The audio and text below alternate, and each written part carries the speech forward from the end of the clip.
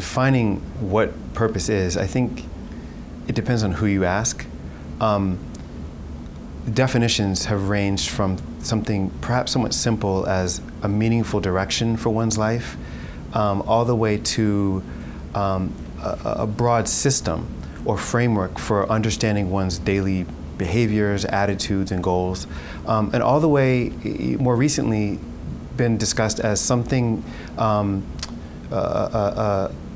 a meaningful pursuit or a goal for one's life that is of consequence to the world beyond the self. And so I think, depending on who you ask, purpose can take on any one of those distinct definitions, but perhaps a common thread that you'd pull through any definition of purpose would be that it's an ultimate life aim or a direction for one's life that that guides one's goals. One of the real benefits to purpose, given what we recognize and a lot of folks think about adolescence, is a time of challenges and key developmental tasks, one of which is identity formation. And by now, there's several studies that have suggested that a sense of purpose can help with the identity crisis that a lot of adolescents grapple with.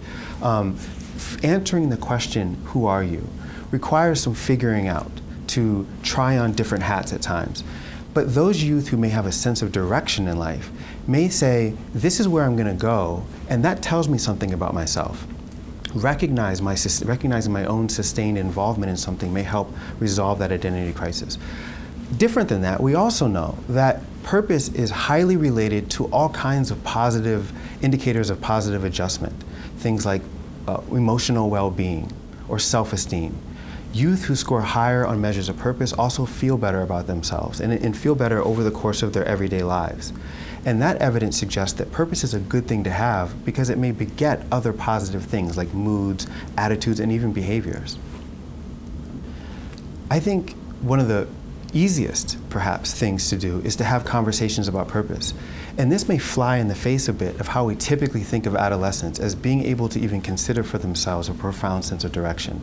But we know through research that adolescents do consider purpose, and they do think about sometimes lofty goals for themselves and those around them. And so maybe cultivating that through conversation is an important place to start, recognizing they do have thoughts on these things.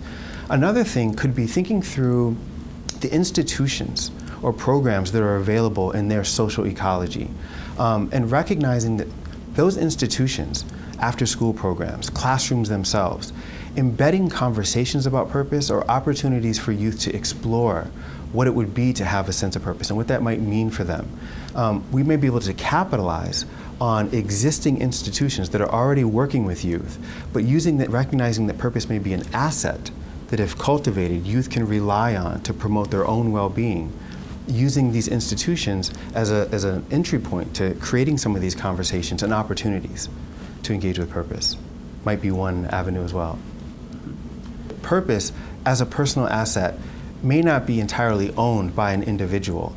That purpose may be best cultivated in a larger social context, whether that's meeting teachers, mentors, parents, or even other peers who together recognize in each other that you're a purposeful person, or when you're engaged with this particular pathway, you do your best work. And it might be that type of social exchange that a person recognizes themselves as a coherent person who's in pursuit of something. And it may take a special type of person to really pull that out of a young person.